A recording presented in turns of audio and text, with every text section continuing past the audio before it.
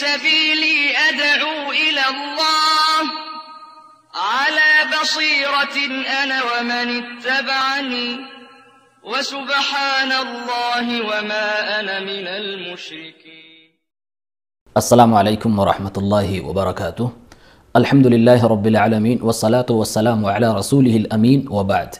اعوذ باللہ من الشیطان الرجیم. بسم اللہ الرحمن الرحیم. ومن شر حاسد اذا حسد. محترم ناظرین کرام، سماجی برائیاں آؤ مل کر خاتمہ کریں اس سیریز کا 25واں ایپیسوڈ لے کر حاضر ہوا ہوں، جس کا عنوان ہے حسد، زمین و آسمان کا پہلا گناہ. ناظرین کرام، حسد، جیلسی، ایک دوسرے کو دیکھ کر جلنا، یہ جسم کی ایک بیماری ہے. الحسد داء الجسد، یہ دل کی ایک بڑی بیماری ہے، خطرناک بیماری ہے. یہ دو طرح کی ہوتی ہے.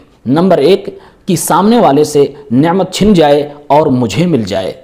دوسری قسم کی یہ ہے کہ سامنے والے سے نعمت چھن جائے، ختم ہو جائے، وہ برباد ہو جائے، مجھے ملے یا نہ ملے اس سے ہمیں کوئی مطلب نہیں ہے. یہ حسد کی سب سے بدترین قسم ہے کہ اس دوسرے کی نعمت کے چھن جانے کی تمنا اور خواہش دل میں پالنا.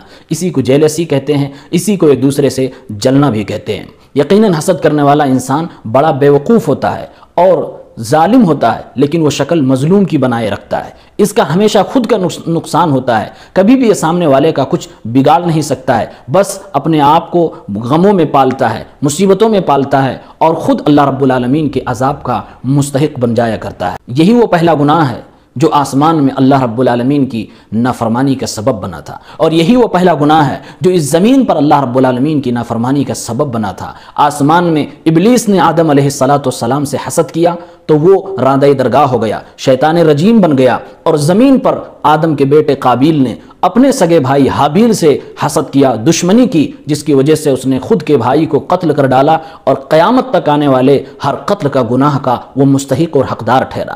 تو یہ زمین و آسمان کا پہلا گناہ ہے. حسد انسان کی بربادی کی وجہ ہے. انسان کی بربادی کے لیے 3 گناہ کافی ہوتے ہیں: حسد، حرص، کبر. ابلیس نے کبر کیا، غرور کیا، اسی لیے آدم علیہ السلام کا سجدہ نہ کیا، انا خیر منہ کا نعرہ لگایا. اس کا کبر اسے لے ڈوبا، اسے شیطان رجیم بنا دیا، اور آدم علیہ السلام جنت میں ڈال دیے گئے، ساری نعمتیں پا گئے، لیکن انسان کے اندر جو ایک حرص اور لالچ ہے اس کی بنیاد پر وہ گناہ کر بیٹھے. اللہ رب العالمین کے منع کرنے کے باوجود اس درخت کا پھل کھا بیٹھے، جس کی وجہ سے ان کو جنت سے نکال دیا گیا. اور حسد قابیل کو حابیل کے قتل پہ ابھار دیتا ہے. تو حسد ایک انتہائی خطرناک جرم ہے، گناہ ہے، مذموم صفت ہے. اور یقیناً مومن آدمی حسد نہیں کرتا ہے، وہ رشک کرتا ہے. رشک کرنا اچھی چیزوں پر یہ ایمان کا حصہ ہے، جبکہ حسد کرنا یہ نفاق کا حصہ ہے، منافقوں کی پہچان ہے. کوئی حسد کرنے والا شخص آپ سے کبھی بھی راضی نہیں ہو سکتا، آپ سے کبھی بھی خوش نہیں ہو سکتا، کیونکہ وہ آپ سے خوش اس وقت ہوگا جب آپ سے آپ کی نعمتیں چھن جائیں گی. آپ کی بربادی کی تمنا اپنے دل میں لیے وہ گھومتا ہے، آپ کی مجلسوں میں بیٹھتا ہے، لیکن چاہتا یہ ہے کہ آپ سے آپ کی نعمتیں چھن جائیں، آپ برباد ہو جائے، پھر وہ اندر اندر خوشی محسوس کرتا ہے. یقیناً بڑا بیوقوف ہے ایسا شخص جو کسی کے لیے اپنے دل میں حسد پالتا ہے، جیلس ہوتا ہے، کسی کی بربادی کی تمنا دل ہی دل میں کرتا ہے. اور حسد کرنے والے کی مذمت کے لیے اتنا کافی ہے کہ رب العالمین نے اس کے شر سے پناہ مانگنے کی تعلیم دی ہے، جیسے شیطان کے شر سے پناہ مانگنے کی تعلیم دی ہے. فرمایا اللہ تعالیٰ نے قل اعوذ برب الفلق من شر ما خلق، اور آگے فرمایا ومن شر حاسد اذا حسد. کہو کہ میں پناہ میں آتا ہوں صبح کے رب کی، ہر اس مخلوق کی شر سے جسے اللہ نے پیدا فرمایا، اور حاسد کی شر سے جب وہ حسد کرتا ہے. تو جس طرح شیطان سے پناہ مانگنے کی تعلیم دی گئی ہے، اسی طرح سے ایک حسد کرنے والے کی شر سے محفوظ رہنے کے لیے اس سے پناہ مانگنے کی تعلیم ہمیں قرآن کریم دیتا ہے. یہ اس کی مذمت کے لیے بہت بڑی چیز ہے. ایک شخص جو حسد کرتا ہے وہ ایک ایسی آگ میں جل رہا ہوتا ہے جو آگ صرف اسی کے اندر جل رہی ہوتی ہے، باہر کسی کو نہیں نقصان پہنچا سکتا. الحسد مذموم وصاحبہ مغموم. حسد ایک مذموم شے ہے اور حسد کرنے والا ایک مغموم شخص ہے، ایک غمزدہ انسان ہے. ہمیشہ وہ جلتا رہتا ہے، ہمیشہ اپنے آپ کو اندر سے کھوکھلا کرتا رہتا ہے. اور آپ اندازہ کریں گے حسد کرنے والا انسان کبھی بھی سرداری کے لائق نہیں ہوتا. وہ اپنے آپ کو دوسروں سے چھوٹا ہی سمجھتا ہے، تب جا کے وہ حسد کرتا ہے. اللہ تعالیٰ اسے کتنی بھی نعمتیں دے ڈالے، وہ اس نعمت کو اللہ رب العالمین کا احسان و فضل تصور ہی نہیں کرتا، ہمیشہ اس کو کم سمجھتا ہے بالمقابل اس کے جس سے وہ حسد کر رہا ہوتا ہے. کیونکہ وہ یہی سمجھتا ہے کہ اگلے کو زیادہ مل گیا مجھے نہیں ملا، اسے کیوں مل گیا مجھے کیوں نہیں ملا، اسی بنیاد پر اس کو حسد ہو جاتا ہے، پھر وہ نعمتوں کی تحقیر کرنے لگتا ہے، نعمتوں کی توہین کرنے لگتا ہے، اللہ کا شکریہ بھی نہیں ادا کرتا ہے۔ تو ایسا شخص جو خود کو اپنی نگاہ میں کمتر سمجھ رہا ہو وہ کبھی سرداری کے لائق نہیں ہوتا۔ اسی لیے کسی نے کہا تھا الحسود لا یسود، حسد کرنے والا کبھی بھی سردار نہیں بن سکتا۔ ناظرین کرام، حسد اسلامی بھائی چارہ کے روح کے خلاف ہے۔ ایک مسلمان کی یہ خوبی ہے، اس کی امتیازی شان ہے کہ وہ خیر خواہ ہوتا ہے، بلکہ خیر خواہی میں، بھلائی میں دوسرے کو اپنے اوپر ترجیح دیتا ہے۔ یہ ایک مسلمان کی امتیازی شان ہوتی ہے، جبکہ حسد میں وہ اپنے کو دوسرے پر ترجیح دے رہا ہوتا ہے، اپنا بھلا چاہ رہا ہوتا ہے، دوسرے کا برا چاہ رہا ہوتا ہے، جو کہ اسلام کی تعلیمات کے بالکل خلاف ہے۔ اللہ کے نبی صلی اللہ علیہ وسلم نے فرمایا، صحیح بخاری کتاب الایمان حدیث نمبر 13، لا یؤمن احدکم حتی یحب لاخیہ ما یحب لنفسہ، مومن کامل اس وقت تک انسان نہیں ہو سکتا جب تک کہ وہ دوسروں کے لیے جو پسند کرتا ہے اپنے لیے پسند کرے، اور جو اپنے لیے پسند کرتا ہے وہ دوسروں کے لیے پسند کرے۔ تو یہ اسلام کی امتیازی شان ہے۔ حسد اس امتیازی شان کو، اس اخلاقی روح کو ختم کر دیتی ہے۔ اس لیے بھی اسلام میں حسد حرام ہے، قطعی منع ہے۔ حسد اس اعتبار سے بھی حرام ہے کہ یہ اللہ کی بنائی ہوئی تقدیر پر اعتراض ہے۔ سامنے والے کو، کسی شخص کو اللہ نے کسی نعمت سے نوازا، مال سے، اولاد سے، گھر سے، مکان سے، دنیا بھر کی نعمتوں سے اسے نواز دیا ہے۔ رب العالمین اسے مالا مال کر رہا ہے، اپنی نعمتیں اس کے اوپر نچھاور کر رہا ہے۔ یہ اس کی تقدیر میں لکھا ہے، یہ اس کا نصیب ہے جو اللہ رب العالمین نے متعین کیا ہے۔ ہمیں اس پہ راضی ہونا چاہیے۔ اگر ہم حسد کر رہے ہوتے ہیں، اسے جل رہے ہوتے ہیں، اس کے اس نعمت کی چھن جانے کی تمنا کر رہے ہوتے ہیں، تو گویا کہ ہم اللہ کی بنائی ہوئی تقدیر پر اعتراض کر رہے ہیں اور سوالیہ نشان لگا رہے ہیں کہ اسے اللہ نے کیوں دیا۔ اس لیے اللہ رب العالمین نے قرآن کریم سورہ نساء آیت نمبر 54 میں فرمایا، ام یحسدون الناس علی ما آتاہم اللہ من فضلہ، کیا یہ اللہ رب العالمین کی دیے ہوئے نعمتوں کی وجہ سے لوگوں سے حسد کرتے ہیں کہ انہیں کیوں عطا کیا گیا؟ ناظرین کرام، کچھ لوگ حسد کی آگ میں اتنے زیادہ جل چکے ہوتے ہیں، ان کا دل اتنا کالا ہو چکا ہوتا ہے، نفرتوں سے اتنے بھرے ہوتے ہیں کہ کسی کی صحیح تعریف کو بھی وہ برداشت نہیں کر پاتے۔ وہ سوچتے ہیں اس کی کیوں تعریف کی جا رہی ہے، اسے کیوں دیا جا رہا ہے، اس کے لوگ کیوں فین ہوتے جا رہے ہیں، اس سے بھی لوگ حسد کرنے لگتے ہیں۔ حالانکہ نبی کائنات صلی اللہ علیہ وسلم نے حسد کرنے سے ہمیں اور آپ کو منع فرمایا ہے۔ صحیح بخاری کتاب الادب حدیث نمبر 6065، اللہ کے حبیب فرماتے ہیں، لا تباغضوا ولا تحاسدوا ولا تدابروا وكونوا عباد اللہ اخوانا لا يحل لمسلم ان يهجر اخاه فوق 3 ایام۔ اے میرے امت کے لوگوں، آپس میں ایک دوسرے سے نفرت نہ کرنا، ایسی چیزیں نہ کرنا جس کی وجہ سے تمہارے درمیان دشمنیاں پیدا ہوں۔ اے میری امت کے لوگوں، ایک دوسرے کی نعمتوں کو دیکھ کے جلنا نہیں، حسد نہ کرنا، اس کے چھن جانے کی تمنا نہ کیا کرنا، دوسرے کو دیکھ کر اعراض نہ کرنا، پیٹ پھیر کر بھاگنے نہ لگنا، سلام دعا کیا کرنا۔ اللہ کے بندے ہو، اللہ کا بندہ ہونا یہ اس بات کا تقاضا کر رہا ہے کہ تم آپس میں بھائی بھائی بن جاؤ۔ کسی مسلمان کے لیے یہ حلال نہیں ہے کہ اپنے مسلمان بھائی سے کسی دنیاوی رشاکسی یا دشمنی کی بنیاد پر 3 دن سے زیادہ وہ نفرت کرے، 3 دن سے زیادہ اس سے الگ ہو جائے، 3 دن سے زیادہ ہم کلامی بند کر دے۔ یہ کسی مسلمان کے لیے حلال نہیں ہے۔ یعنی وہ تینوں چیزیں جو حدیث کے اندر بتائی گئی ہیں کہ بغض نہ کرو، حسد نہ کرو، ایک دوسرے سے اعراض نہ کرو، سلام دعا باقی رکھو، منہ پھیر کے نہ بھاگو، یہ تینوں بیماریاں لازم ملزوم ہیں۔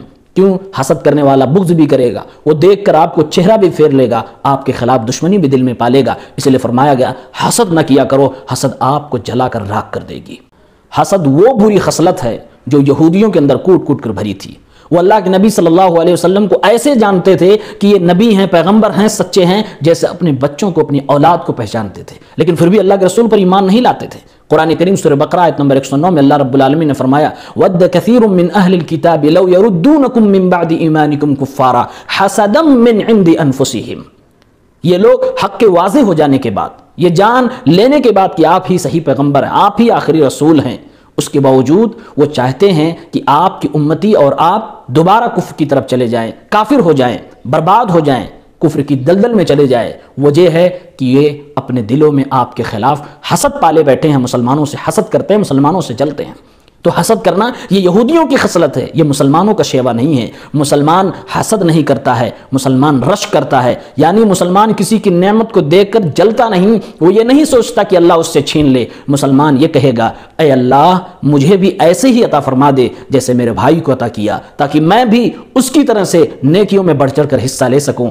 حسد یہ ہم سے پہلے کی جو قومیں ہیں جن پر اللہ کا عذاب نازل ہوا، یہ ان لوگوں کی صفت تھی جو مسلمانوں کے اندر دھیرے دھیرے سرایت کر گئی۔